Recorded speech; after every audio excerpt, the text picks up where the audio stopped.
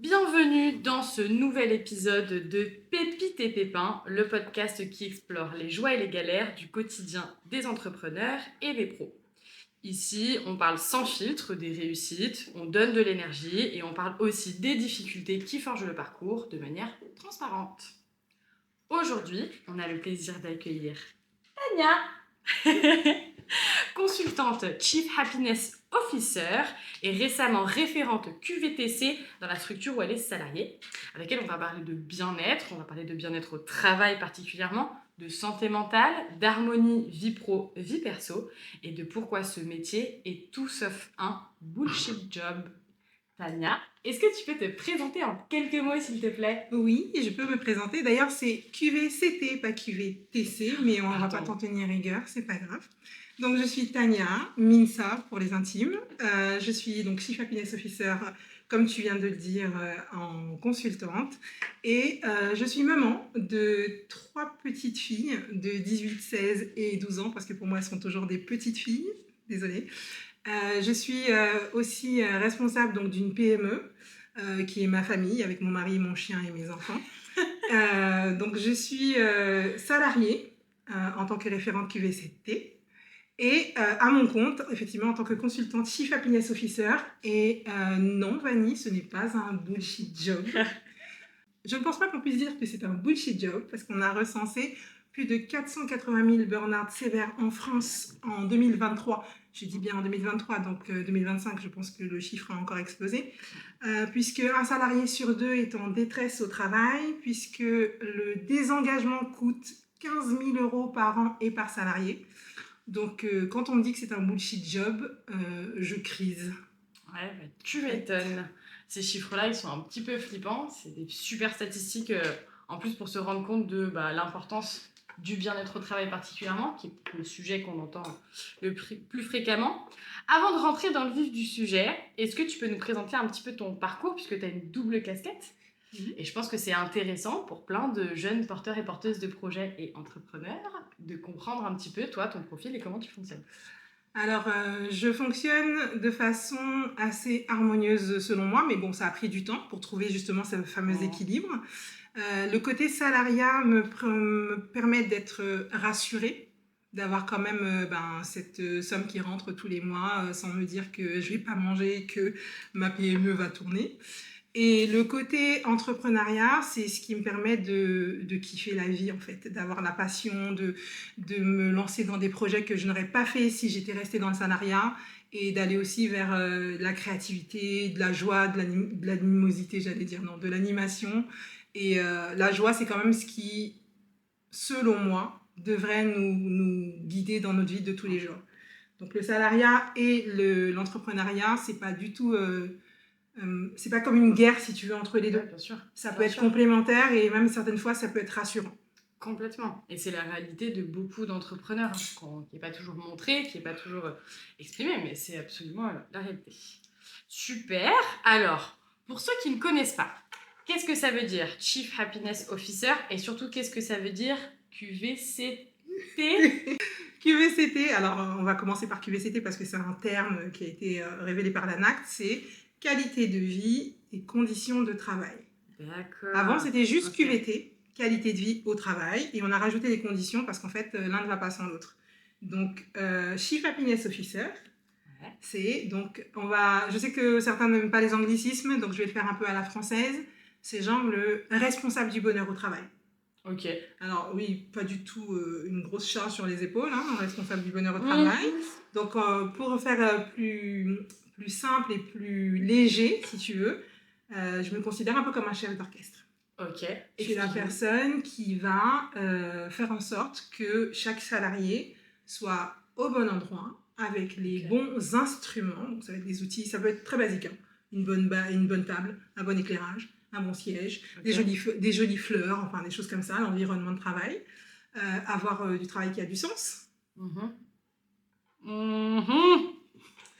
Avoir des managers qui comprennent, qui écoutent. Donc, c'est toutes les thématiques de la QVCT, si tu veux, elles sont vastes.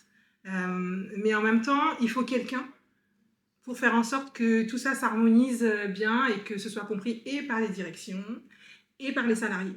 Parce que c'est pas juste un baby-foot ou des fruits le matin. D'accord. Non. Donc, tu as un rôle à la fois opérationnel, à la fois créatif. Est-ce que c'est à toi d'imaginer aussi des outils pour ce bien-être? Normalement, c'est à moi d'imaginer des outils. Alors, la chance que j'ai, c'est qu'il y a quand même pas mal d'outils qui existent déjà, que je peux D'accord. reprendre et mettre à ma sauce. C'est aussi à moi de proposer beaucoup de choses. Donc, surtout quand tu arrives dans une structure où ça n'existait pas auparavant. Donc, tu dois essayer de... Donc, tu fais toujours un audit. Hein, ça, c'est un petit peu pareil Ok. dans tous les métiers. Tu fais un audit pour voir ce qu'il y a dans la structure dans laquelle tu évolues. Et puis, tu apportes des solutions. Ça peut être des choses très basiques, des ateliers. Des ateliers sur les valeurs, des ateliers sur la confiance en soi, la prise de parole, les communications interpersonnelles. Ça peut être aussi donc plus de fleurs, plus de... Comment on dit? Verdure. Plus de verdure. Je trouve un... De végétal. Merci. Végétaliser les espaces. Voilà. Tu veux pas venir travailler avec moi? Si. Végétaliser les espaces.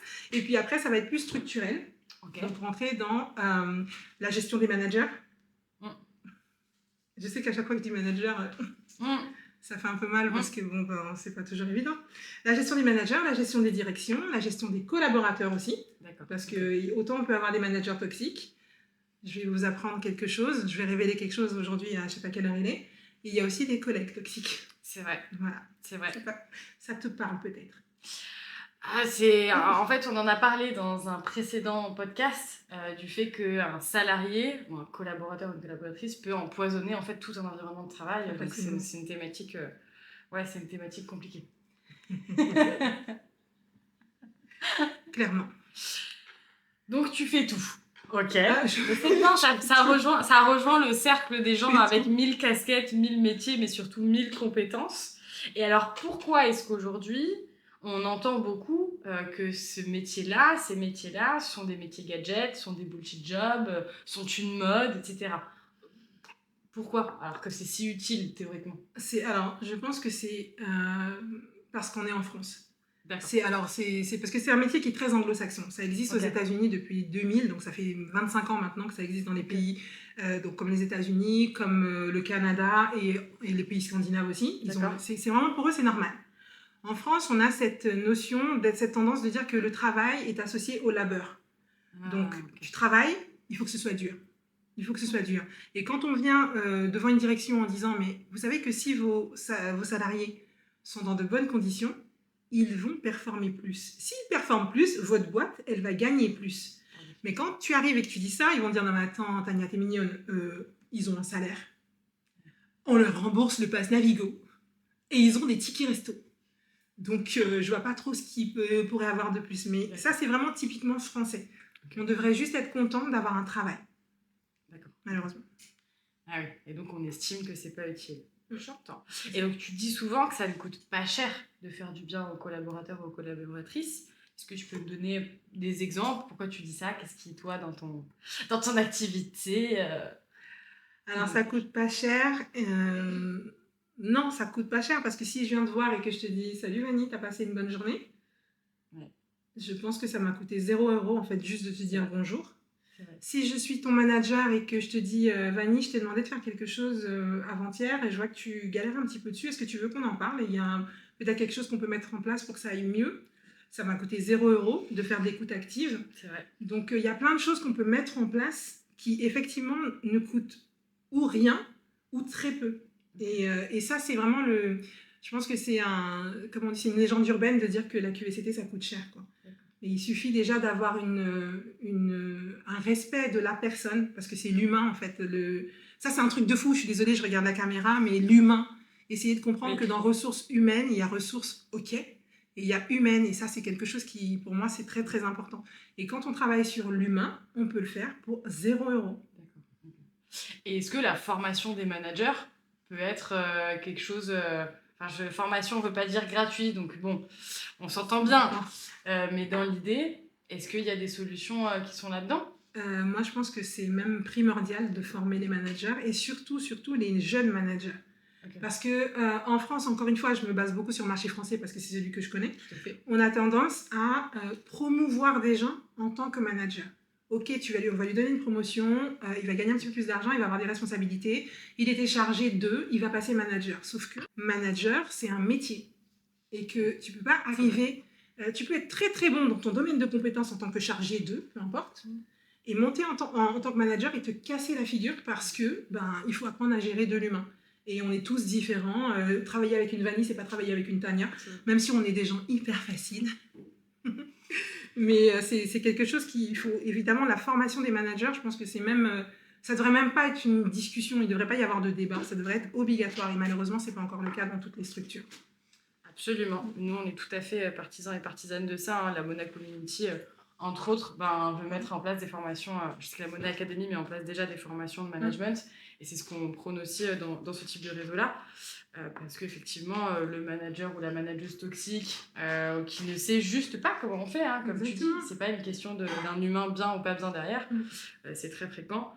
En événementiel, pour parler un peu d'un secteur qui est un peu différent aussi, c'est un truc très commun. Les gens même qui font de la gestion générale d'événements, de projets, qui se retrouvent sous l'eau et qui paniquent et qui ne savent plus du tout gérer les relations humaines, c'est une catastrophe. Ouais, c'est même pas de leur faute, quoi. C'est très compliqué des fois on peut être très bon dans ce qu'on fait et pas être un bon leader.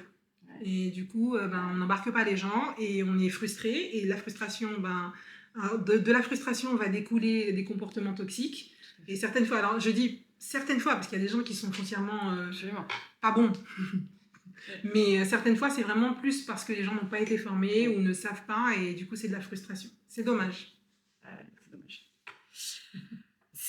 Ça me fait penser à toutes ces questions de burn-out et de santé mentale qui sont hyper importantes, qui sont, je pense que la santé mentale est aujourd'hui un enjeu reconnu. J'ai l'impression en tout cas qu'on en parle de plus en plus. On a eu une année sur la santé mentale récemment. C'est là en ce moment. Voilà. Justement parce que je pense qu'on commence à prendre conscience que c'est des thématiques qui sont essentielles. Selon toi, pourquoi c'est essentiel d'en faire une priorité dans une organisation ? Et peut-être comment est-ce que, tu vois, si tu as un tips ou une expérience vécue de ce que tu as pu mettre en place, je sais pas, quelque chose pour imager cette question. La santé mentale, c'est le carburant en fait de tout. Donc si ça ne va pas à ce niveau-là, rien n'ira. Ça peut paraître assez enfantin comme explication, mais prenez un exemple tout bête, vous vous sentez pas bien. Je vais pas aller dans le débat de la dépression, mais un matin vous vous levez pour aller bosser, vous avez mal au ventre, vous avez mal à la tête. Quand vous arrivez sur votre lieu de travail, il est impossible que vous soyez performant, ça paraît juste logique. Et la santé mentale, c'est ça, mais multiplié par 1000, quoi. Donc vous avez des gens qui sont dans un état tel qu'ils ne peuvent même pas se lever pour aller travailler. La santé mentale, c'est devenu presque tabou pour certains. D'accord. Quand on en parle au travail, vous allez avoir des personnes qui vont vous dire qu'ils sont en dépression ou qu'ils sont en burn-out. On va vous dire que il a juste pas envie de bosser, quoi. Non, ça, c'est un vrai fléau, quoi. C'est quelque chose qui est reconnu. Donc, les collègues qui viennent pas travailler parce qu'ils sont pas bien, c'est pas forcément des collègues tir au flanc. Ça peut être aussi des collègues qui sont en dépression, qui sont vraiment malades. Alors, expérience personnelle, d'accord ? Allez. Boule au ventre le dimanche, maux de tête, engueulade à la maison parce que aucune séparation entre le pro et le perso qui arrive au pro, le pro qui arrive au perso. C'était moi. Ce qui s'est passé, c'est que j'ai décidé donc déjà de retrouver ce qui me correspond le plus, à savoir la joie. Donc je suis allée chercher ce qui me correspond le plus. Dans mon travail, j'ai trouvé ce qui me correspondait parce que j'aimais mon travail. Moi, c'est juste l'environnement qui n'était pas bon. D'accord. Donc, j'ai trouvé ce qui me plaisait dans mon travail et je m'y suis accrochée, mais comme une folle furieuse. Donc, le travail en lui-même. Il y avait des collègues, parce que j'ai toujours eu des collègues magnifiques. J'ai vraiment beaucoup de chance, mais je pense que c'est toujours... Enfin, mes collègues ont toujours eu une collègue magnifique. Je pense que c'est plutôt ça. Mais en tout cas, en l'occurrence, là, sur ce moment-là, j'avais besoin d'avoir des collègues. Et du coup, j'ai mis en place des routines. Ça peut paraître très bête. Ça peut paraître même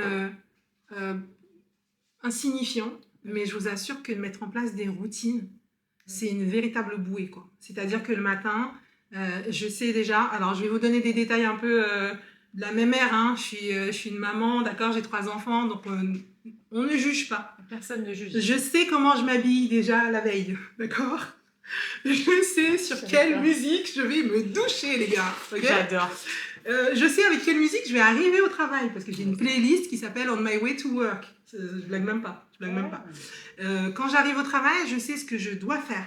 Donc, au niveau de la charge mentale, c'est formidable. Et du coup, quand je pars de chez moi, j'ai l'esprit léger.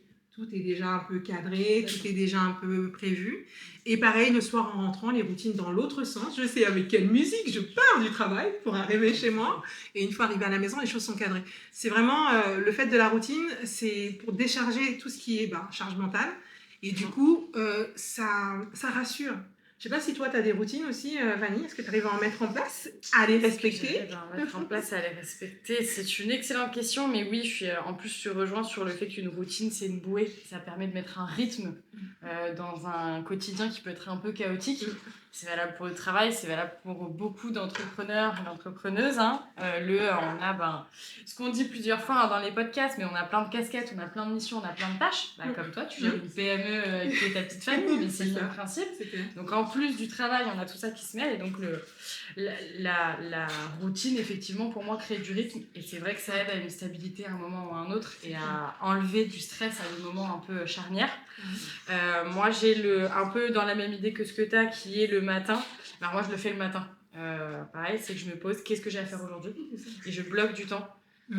Très spécifique. Alors je le fais en fait le week-end pour la semaine et je le refais la journée pour la journée parce que des fois il faut adapter, hein, les emplois du temps sont bien changeants aussi, mais le côté vraiment se poser le matin, se dire qu'est-ce que j'ai à faire et pourquoi je vais le faire. Alors dans la réalité il y a beaucoup de choses au quotidien en fait qu'on ne contrôle pas plus que ça, hein. Il peut arriver plein de choses dans une journée d'entrepreneur et même de salarié où on avait prévu de faire quelque chose et au final ça passe sur la to-do list de demain, c'est normal, ça fait partie du jeu aussi et c'est pas grave. Et l'autre chose, moi, c'est que j'ai une routine danse que j'ai laissée en place, alors que parfois j'ai du mal à tenir en fonction du rythme, hein. Mais dans l'idée, je vais danser au moins 2 fois par semaine parce que moi c'est mon moment, c'est mon moment plaisir, c'est mon moment bien-être, c'est mon moment j'extériorise la colère, la frustration, la joie, le bonheur, la passion, enfin toutes ces émotions là qui prennent beaucoup d'énergie finalement, je t'extériorise tout dans ça. Donc ça me fait un bien fou et en fait je les bloque comme des rendez-vous dans mon agenda. Et c'est pas une option. Et en fait il n'y a pas de... Parce que pareil, on est vite pris par les rendez-vous et l'école et les machins et les j'ai un événement et j'ai été invitée quelque part et c'est trop cool, hein, c'est ce qui fait qu'on aime notre quotidien aussi. Mais c'est ce qui fait que des fois, on se perd complètement dans ce rythme qui ne s'arrête jamais. Et donc on a l'impression de ne jamais s'arrêter de travailler. Puisque finalement, la fin d'une journée, c'est la fin d'un événement, je rentre, je me douche, je me couche, et je me lève le matin, et en fait, j'attaque directement sur ma to-do list. Et du coup, la seule chose que j'ai fait à part ma journée, c'est dormir. Dormir, exactement. Donc la routine, elle permet de casser un petit peu ça, et de rajouter un peu de sens et de bien-être, et de penser à soi dans ces moments-là. Et le time blocking, pour revenir juste sur ce que tu disais, c'est vraiment une méthode hyper efficace. Hyper efficace quand on s'y tient, bien évidemment. Mais sur le time blocking, ce que je dis aussi aux gens par rapport à, harmonie, vie pro, vie perso, quand vous bloquez du temps pour vous. Bien sûr. Parce que c'est bien de travailler, il n'y a pas de souci. Encore plus quand on fait quelque chose qu'on adore. Mais le problème, c'est que quand on fait quelque chose qu'on adore, comme dit Vanny, on le fait tout le temps. Et on n'arrête jamais. Et donc, au bout d'un moment, on se crame. Donc, salarié, entrepreneur, c'est exactement la même chose. Bloquer du temps. Quand vous avez votre emploi du temps, vous savez, même votre carnet, votre agenda, comment ça s'appelle? Tu sais, les petits éphémérides qu'on a sur l'année, là. Les agendas. Ouais, c'est des agendas. Des calendriers. Des calendriers. Je mets un mot simple en 6 lettres, calendrier. Donc, des calendriers. Pensez déjà à noter les week-ends que vous allez vous prendre. Pensez déjà à noter, même sur toute l'année. Après, comme tu dis, il y a des impondérables. Des fois, on va déplacer. Mais vous dire que, après telle période de travail, pause. Et ça, c'est super important. Mais ne serait-ce qu'intégrer la notion de « je pense à moi à un moment ». Même si ça va changer dans l'année. Le fait que vous gardiez dans votre cerveau une routine de « il y a un moment dans la journée où je pense à moi ». Et quand je dis à moi, c'est pas à mon entreprise, c'est à moi. Moi, en tant que personne humaine qui est pas juste chef d'entreprise, pas juste salarié, pas juste... Pas juste maman. Exactement. Et ça me fait penser à un truc, je rebondis parce que tu parles d'harmonie. Je trouve ça intéressant. Nous, on entend beaucoup le équilibre, vie pro, vie perso. Et c'est vrai que toi, tu me parles souvent d'harmonie, vie pro, vie perso. Est-ce qu'on peut... Pourquoi ce mot? Pourquoi est-ce qu'il est plus juste pour toi, peut-être? Alors, il est plus juste pour moi parce que jusqu'à il y a encore 2 ans, pareil, je parlais d'équilibre. Et on m'a fait constater qu'effectivement, l'idée d'équilibre, il y a cette image du funambule, en fait, tu sais, qui est au-dessus d'un précipice et qui essaye justement de rester sur son fameux fil avec son grand, je sais pas comment ça s'appelle, un grand bâton, là. Et du coup, il y a le côté dangereux. Et quand tu fais le côté harmonie, c'est-à-dire que de temps en temps, le pro va prendre la place un petit peu plus. Et puis après, c'est le perso qui va prendre la place un petit peu plus. Et c'est pas grave, tu vois, c'est OK. Parce que ça va être quelque chose qui va être plus dans, vous savez, le 8 de l'infini, là, un petit peu le côté harmonieux, un côté océan, mer. Bon, moi, j'ai des images comme ça qui me viennent, mais c'est moins rigide que équilibre. Parce qu'on a beau le dire, hein, on n'a qu'une seule vie. Donc quand on dit ouais, vie pro, vie perso, mais en fait, c'est la même vie. Donc l'idée, c'est d'harmoniser pour qu'on ne soit pas, le mot anglais me vient, mais pas en français, submergé par l'un comme par l'autre. Donc, submerge. Non, comment tu dis? Overwhelmed. Voilà. Ouais. Donc du coup, c'est pour ça que... Ouais, bien sûr. C'est pour ça que je préfère dire harmonie, parce que je trouve que c'est plus... C'est plus en adéquation avec ce que je pense que équilibre qui fait vraiment ouais, donc quand j'ai fermé la porte du bureau, c'est bon, c'est fini, c'est pas vrai. Ouais. On a toujours un petit peu quoi. Ouais, je pense qu'il faut qu'on démocratise ça. C'est pas mal comme ouais, j'aime bien l'idée. On va garder l'idée. Mettez en commentaire si vous validez l'idée de Tania de remplacer le mot équilibre par le mot harmonie. Dans le dictionnaire aussi. Ah là là. Est-ce que t'as, moi je me dis quand même, est-ce que t'as une pépite à nous raconter? Est-ce que t'as une anecdote positive, une belle rencontre, un souvenir marquant qui illustre un peu l'impact de ce que tu fais? Alors moi j'ai beaucoup de chance parce que, comme je disais tout à l'heure, j'ai toujours eu des collègues. Pépites. Mais pépites, les gars. Je vous dis, alors, je vais pas mentir, je pense que on aimante ce qu'on attire en fait. On attire ce qu'on aimante, on phosphore. Et oui. Du coup, on attire les personnes qui nous ressemblent. D'accord. Je travaille, je suis salariée dans un cadre et je rencontre des fois des gens. Et voilà. Et j'ai de la chance à ce niveau-là. Alors, j'ai toujours eu des super collègues. Et du coup, on s'est toujours soutenus. Et ça, c'est vraiment pour moi la pépite parce que dans toutes les boîtes où je suis passée, j'ai toujours eu cette espèce de noyau dur avec lequel je m'entends super bien jusqu'à maintenant, même si je ne suis plus dans la boîte. Et ça, c'est vraiment... j'ai beaucoup de chance là-dessus. Et j'en ai encore une autre, un directeur à qui j'ai partagé un atelier sur le feedback productif. Et quand il est sorti de cet atelier, il m'a dit, écoute, en fait, je ne faisais pas les choses bien. Et grâce à cet atelier qui était sur un format flash, j'avais fait des ateliers d'1 heure, pas plus. Il dit, grâce à ton atelier, j'ai compris qu'en fait, je faisais mal les feedbacks à mes collaborateurs. Alors, je ne vais pas vous mentir, mais j'étais très contente. Ah bah, normal. Très, très, très contente. C'est un retour direct de ce que tu vas pouvoir faire. Est-ce que tu sais s'il a pu changer sa manière de faire les feedbacks derrière? Alors, il essaye, en tout cas, parce que je le côtoie. Donc, il essaye, mais c'est toujours pareil. Hein. Déjà, prendre conscience du fait que ce qu'on fait, c'est pas bien. C'est déjà un grand pas. Maintenant, mettre en place les outils pour changer, ça demande un peu de temps, mais déjà la prise de conscience, je trouve que c'est très très bien. Ok. Tu dis souvent qu'en 2025, alors là on passe plus peut-être sur le côté pétain. Mais tu dis qu'encore aujourd'hui, il faut se battre pour convaincre les gens du rôle du CHO, du CHO, du Chief Happiness Officer. Oui. Pourquoi est-ce si difficile? Pourquoi est-ce qu'il y a vraiment cette résistance sur ce métier-là? Alors au début, je ne comprenais pas vraiment parce que je survolais le métier. Maintenant que je suis dedans, je comprends. Le retour sur investissement n'est pas immédiatement visible. Okay. Donc, c'est quelque chose qui prend du temps. Le changement, ça prend du temps. On vous dit qu'en général, il faut entre 3 et 10 ans pour instaurer un véritable changement dans une structure ou autre part. Donc, quand on arrive avec la qualité de vie au travail, on est plein de bonne volonté. Mais il faut embarquer les gens. Donc, la direction, elle aime les chiffres. Ils aiment les KPI, d'accord, avec des pourcentages, mais c'est compliqué de faire de mettre un chiffre sur le nombre de personnes qui vont venir à l'atelier et comment après elles vont se sentir. Parce que la qualité du travail, c'est beaucoup de ressenti, c'est beaucoup d'humains. Et mettre des chiffres sur les humains, c'est compliqué. Donc, c'est pour ça qu'il y a toujours cette barrière où on va me dire, oui, mais qu'est-ce que ça va me rapporter de mettre en place la qualité de vie au travail concrètement pour ma structure? Donc, quand on est dans des structures où ça va être du chiffre d'affaires, vous allez pouvoir dire, mais vos salariés vont être plus présents, il y aura moins d'absentéisme, donc du coup, la performance va augmenter et du coup, le chiffre d'affaires va augmenter. C'est palpable, mais ce n'est pas quelque chose qui va se faire en 2 mois. D'accord. Donc, c'est toujours cette idée de visualisation de la réalisation après. D'accord. Et c'est pour ça que c'est compliqué de vendre la qualité de vie au travail. Ouais. Et à quoi ressemble ton quotidien? finalement? Si tu avais une journée type, je sais pas si ça existe, une journée type d'ailleurs, ça ressemble à quoi? Donc, je suis en salariat à allez, 70% du temps. Ok. Donc, la routine salariée, elle est assez logique. Hein. Vous arrivez le matin au bureau, vous faites ce que vous avez à faire, vous mangez le midi, vous faites ce que vous avez à faire, vous partez le soir. La routine, elle est pas vraiment, si tu veux, définie au travail. C'est parce que moi, en plus, je suis Chief Happiness Officer, donc référente QVCT. Je suis en même temps Office Manager. Donc, du coup, je dois gérer le bureau dans lequel je travaille. Donc, j'ai plusieurs casquettes en tant que salarié et plusieurs casquettes après en tant qu'entrepreneur.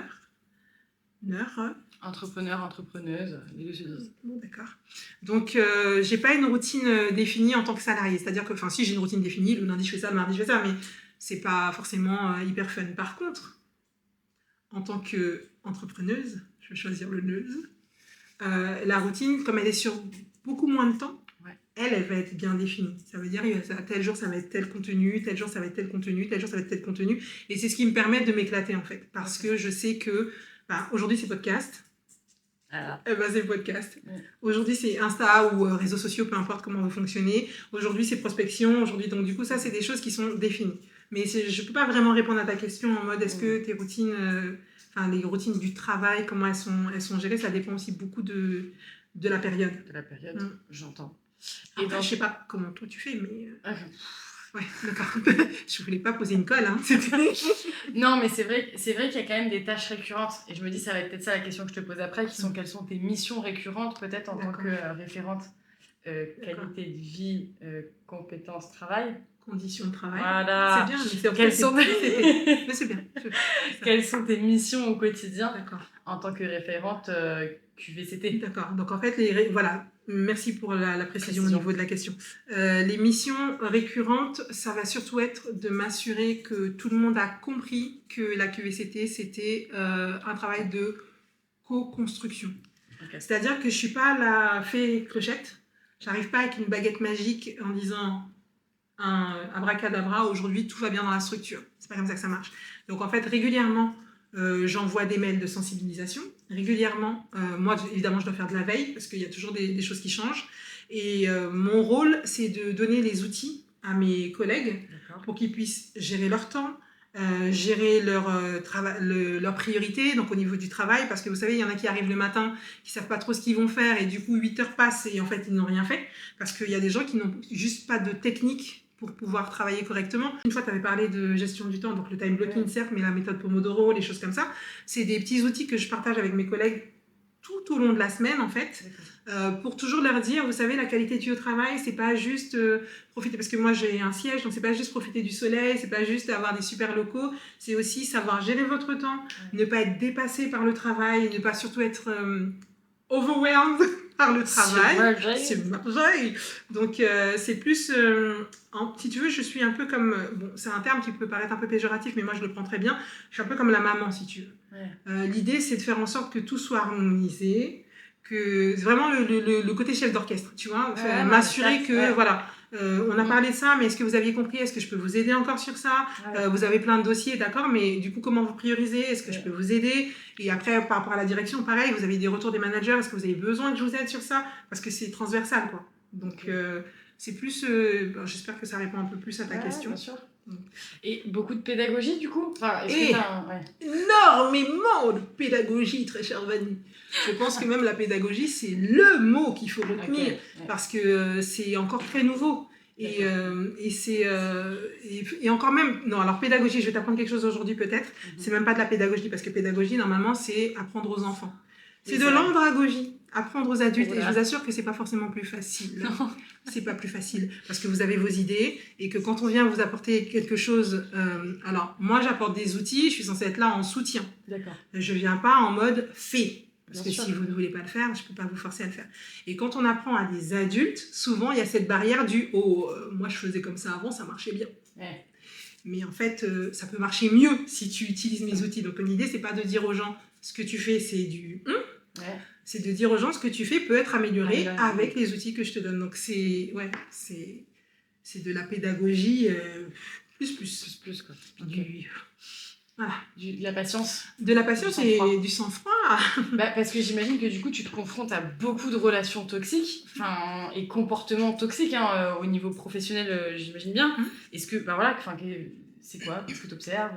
Comment tu le... Alors, les comportements toxiques, comme je vous disais au tout début, que ce soit du manager ou du collègue, vous les voyez venir de loin quand vous êtes en observateur.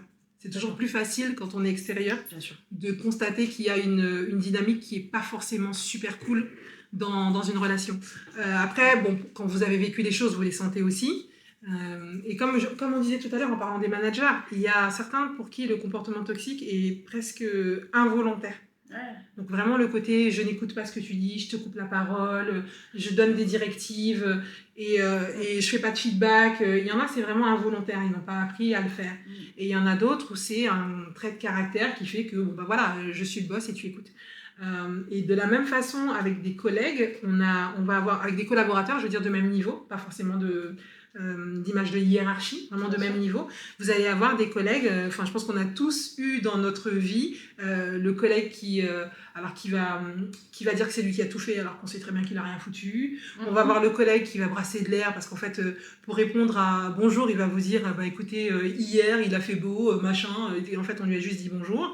On a tous eu le collègue qui est tir au flanc mais comme c'est pas permis, on a eu le lèche-botte, toutes les typologies de collègues, on les a eues. Et dans toutes les typologies de collègues, même dans le meilleur collègue, il va y avoir un petit trait toxique. Et le truc, c'est de faire en sorte déjà nous, de travailler sur ça et de ne pas passer du côté obscur de la force. Et nous, en tant qu'observateurs, observatrices, de mettre le haut là et de dire attention, là, tu vois que tu es un peu à la limite du... Voilà. Fais gaffe, là c'est un peu... Et quand je faisais l'atelier sur le feedback productif, donc j'étais essentiellement avec des managers, et quand tu poses des questions, j'ai une question qui me revient assez vite, c'est si vous avez un de vos collaborateurs qui fait une boulette, qu'est-ce que vous allez faire? Est-ce que vous lui dites tout de suite? Est-ce que vous attendez? Comment vous gérez? Et il y en a qui m'ont dit... non, j'ai dit, est-ce que vous lui dites à chaud tout de suite? Et, ou alors vous attendez, et il y en a plein qui m'ont dit non mais j'attends de voir. Je dis mais pourquoi vous attendez? Pourquoi vous lui dites pas tout de suite que c'est pas bon? Ah mais oui mais tu as dit à chaud donc ça veut dire énervé. Non, à chaud ça veut dire là tout de suite.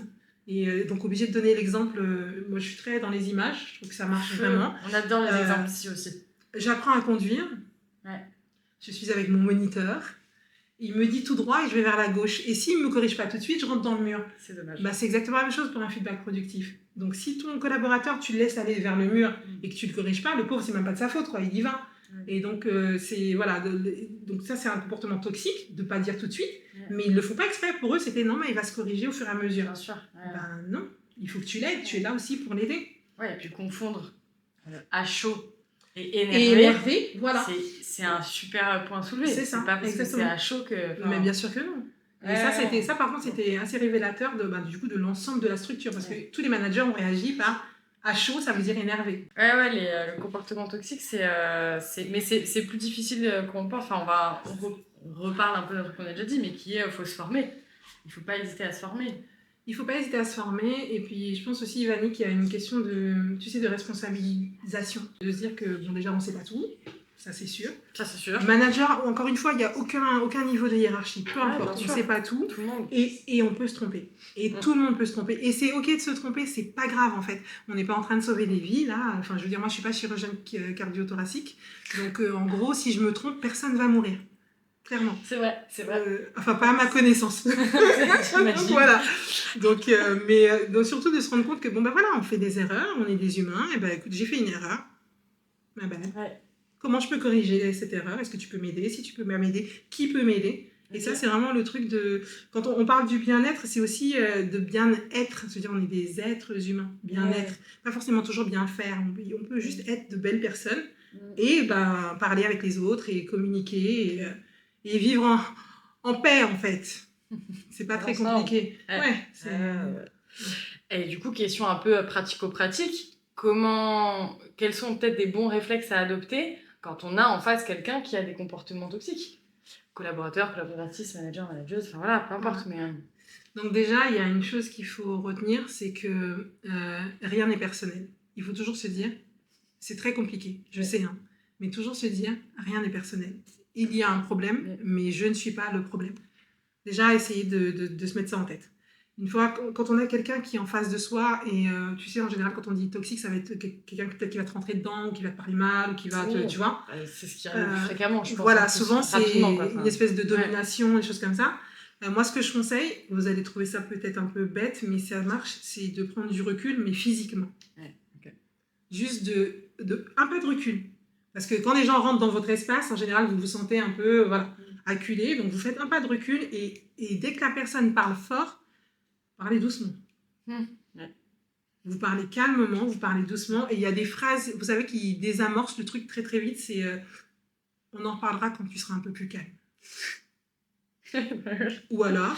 Non, mais je rigole parce que c'est vrai que ça peut paraître ça peut même paraître insolent. Ça peut même paraître insolent. Mais il y a aussi la phrase du je me sens pas trop bien quand tu me parles comme ça, donc je préfère quitter la pièce. Je reviendrai quand on pourra avoir une vraie discussion, en fait. Parce qu'on a tendance à surenchérir. Et du coup, la personne crie, et toi tu cries, et personne ne s'écoute, personne ne s'entend, et en fait, ça ne fait pas avancer le truc. Et toi, tu te retrouves des fois même encore plus stressé que... Bien sûr. Et les gens, le stress, ça tue. Le stress, ça tue. On est au travail, ça veut dire que personne ne doit vous manquer de respect, vous ne devez manquer de respect à personne. Donc ça va dans les deux sens, manager, directeur. Ma mère, elle me dit toujours, les hommes ne mangent pas les hommes, et s'ils le font, c'est puni par la loi. Donc en fait, on se détend. On se détend. Okay. Donc quand tu as un comportement comme ça en face de toi, le recul physique, le recul psychologique, et après, si c'est trop compliqué, tu quittes les lieux. Tu ne vas pas rester et te faire crier dessus. Je veux dire, même nos parents ne nous crient plus dessus, quoi. Donc il faut arrêter. Ok, je vais surenchérir parce que parce qu'en fait ça titille ma curiosité quand même, qui est le truc de quand on est énervé, nous dire qu'il faut qu'on reste calme.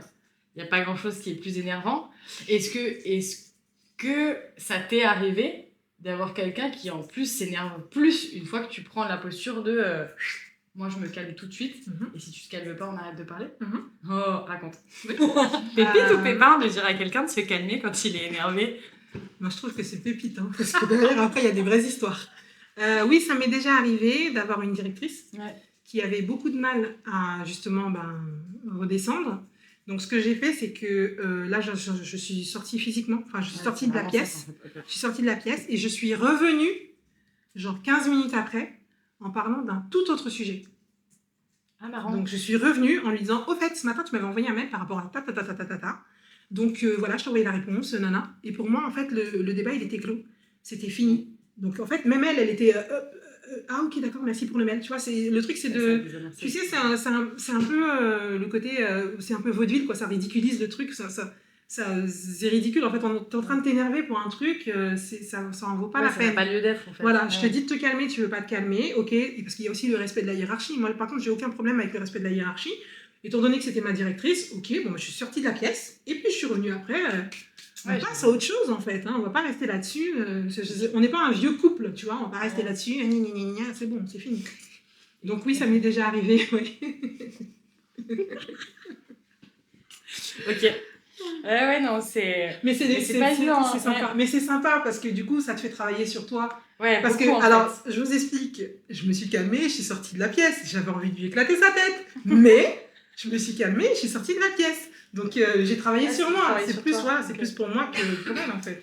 Et du coup, pépite ou pépin de former les collaborateurs et les collaboratrices sur la maîtrise de soi-même, ou je sais pas trop comment on pourrait appeler ça. Oh, pépite. Ok. Ah, mais grosse pépite. Ok. Pépite dans le fait de le faire, parce que former les gens à ça, c'est formidable. Ouais, okay. Et pépite de se dire qu'après, potentiellement, ça va changer les choses, quoi. Ouais. Tu changes des vies, en fait. Ah, voilà. Alors, je ne sauve pas des vies, mais alors je les change. On n'est pas chirurgien, mais écoutez, on revient. Pour le bien. Ok, petite ouverture aussi quand même, parce que je me dis, dans tout ça, c'est plein de belles perspectives sur la suite. Comment est-ce que toi, tu vois l'avenir de ton métier sur les prochaines années? Maintenant qu'on a mis en place que c'était pas un bullshit job, qu'il fallait l'implanter et l'implémenter dans toutes les entreprises, que c'était important de mettre la santé mentale au premier point, de la prioriser, mais aussi de mettre en place des outils, des méthodes concrètes. Donc, vous pouvez retrouver les exemples dans le podcast si vous ne l'avez pas écouté en entier. Quelles sont les suites pour toi et quel est l'avenir de ce métier? Alors, déjà que la QVCT soit la normalité. Et puis, société de 3 personnes comme société de 150 000 personnes. À partir du moment où il y a de la relation entre les gens, il faut de la QVCT. Okay. Donc à différents degrés, mais il en faut. La deuxième chose, c'est que la QVCT soit prise en tant que levier stratégique. C'est pas juste faire joli, c'est pas juste dire oui, chez nous, les collaborateurs sont heureux. Non, c'est stratégique. Et non seulement c'est stratégique pour que votre entreprise soit plus performante, mais c'est aussi stratégique pour attirer les talents. Parce que maintenant, les gens, la génération de vous, là, les petits, hein, ça fait partie des choses qui sont scrutées, en fait. On ne va pas aller travailler dans une société si on sait qu'il y a des red flags à ce niveau-là. Donc, si vous avez envie d'attirer les bonnes personnes, il faut que ça fasse partie de votre stratégie, de votre culture d'entreprise. Donc, la QVCT, c'est pas un phénomène de mode. C'est quelque chose de fondamental, de primordial et je dirais même de vital. J'aime bien dire les trucs en hâte, mais c'est ça l'idée. Donc, pour moi, l'avenir de ce métier, déjà, on est 20 ans en retard. Donc, on a beaucoup de choses à rattraper. C'est possible de le rattraper vite si les gens s'y mettent vraiment et pas juste dire oui, chez nous, les gens sont bien. Non, il faut vraiment le penser et mettre en place les choses pour que ça se fasse réellement. Et ça devrait être dans toutes les structures. Et tu penses que ça va être le cas en France ? Alors, déjà, moi, je vois un changement depuis que je m'y suis mise sérieusement. Et oui, ça change, mais pour l'instant, c'est encore un peu...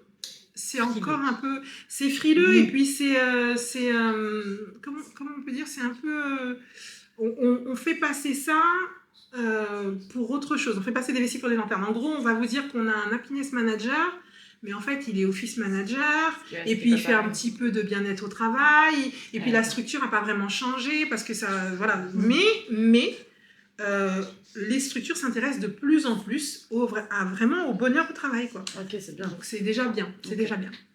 Et alors du coup, j'ai 2 questions qui vont être, je pense, les questions qui vont nous permettre de conclure cet épisode. Oh non, on va conclure.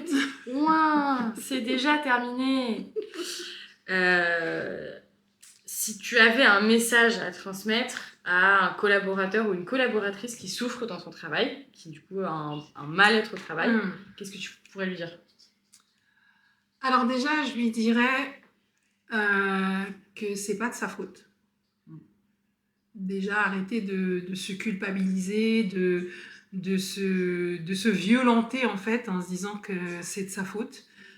Quand ça ne marche pas au travail ou quand ça ne marche plus au travail, c'est qu'il y a quelque chose qui a changé ou quelque chose qui n'est plus en adéquation avec vos valeurs. Donc ça, c'est quelque chose de primordial. Se rendre compte du pourquoi ça ne marche plus. Pourquoi je suis mal alors que j'étais bien. Donc, qu'est-ce qui a changé ? Est-ce que c'est la structure qui a une nouvelle vision qui ne me convient pas ? Est-ce que c'est un manager qui a une façon de faire avec moi qui ne me convient pas ? Et déjà, pas forcément se remettre en question soi et se dire, alors à ce moment-là, est-ce que c'est moi qui n'ai plus envie de travailler dans cette structure ? Et il y a aussi une phrase que j'ai lue, je ne sais plus où, donc je ne vais pas inventer, mais qui dit, on n'est pas des arbres, hein, on n'est pas plantés, on n'a pas des racines qui sont plantées au sol. Donc si ça ne va pas, on peut aller ailleurs. Donc ne pas hésiter à des fois prendre voilà, on dit prendre son mal en patience, mais en fait, il faut prendre son bien en urgence. Je voulais la sortir, celle-là, je trouve qu'elle est magnifique. Ah là là là là, tu peux la redire un peu plus fort ? Mais bien sûr, arrêtez de prendre votre mal en patience et prenez votre bien en urgence, s'il vous plaît. Donc en gros, si ça ne va pas là où vous êtes, n'hésitez pas à partir. Partez. Parce que votre santé, c'est toujours plus important qu'un travail. Ça reste juste un travail. Même si on l'aime, si on n'est pas bien, il faut, voilà, la priorité, ça reste nous. Okay. Et du coup, dans l'autre sens, si tu avais un message à adresser aux dirigeants, dirigeantes ou aux managers et manageuses qui nous écoutent, quel serait ce message ? Alors, j'aurais tendance à leur dire que la QVCT, c'est pas un luxe. C'est pas un luxe. C'est le carburant qui va permettre aux organisations de fonctionner mieux. Et ça va devenir un outil qui va attirer les gens vers vous, qui va attirer les clients vers vous, parce que du coup, vous allez refléter le bien-être, vos salariés vont être bien, et du coup, votre structure va être bien perçue. Donc, n'hésitez pas à investir dans la QVCT, parce que le retour sur investissement n'est pas visible tout de suite, mais il est là. Super. Merci beaucoup, Tania, pour ce partage d'expérience. passionnant, inspirant, concret, avec des punchlines à ne pas savoir quoi en faire finalement. Mais c'est important, cette histoire de bien-être et de santé mentale. Hein. Mettez-la au cœur de vos interrogations et de vos motivations. J'espère que cet échange vous donnera des clés et de la motivation pour les entrepreneurs et pour les salariés. Pour le coup, ça concerne tout le monde. Et aussi les porteurs et porteuses de projets d'ailleurs. Bien hein, sûr, on englobe bien vraiment sûr. tout le monde dans ces catégories-là. Exactement. Si vous avez besoin d'aide, si vous avez des questions sur ces thématiques-là, où est-ce qu'on peut te retrouver toi, Tania? Bonne question. Où est-ce qu'on peut me retrouver, Vanille? Ah oui, Instagram. alors Instagram. Pour commencer. Tania ou le bonheur au travail. LinkedIn, bien évidemment, Tania Minsa. N'hésitez pas à m'envoyer des petits messages.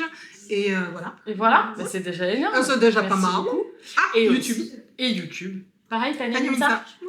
Et ben voilà. Et vous pouvez retrouver, comme d'habitude, la Mona Community sur Instagram, sur Internet, en passant par la Mona Academy, pour retrouver nos experts. Et vos experts. Et surtout, si vous avez des questions, des accompagnements ou des peurs et des doutes que vous voulez partager, bah, le principe d'un réseau d'entrepreneurs, c'est de s'entraider. Donc n'hésitez pas à faire appel à nos services et à nous envoyer des petits messages sur Instagram. Si vous avez aimé cet épisode, n'hésitez pas à le partager autour de vous, à suivre Pépite et Pépin et à rejoindre notre réseau et notre académie de formation pour continuer à avancer ensemble.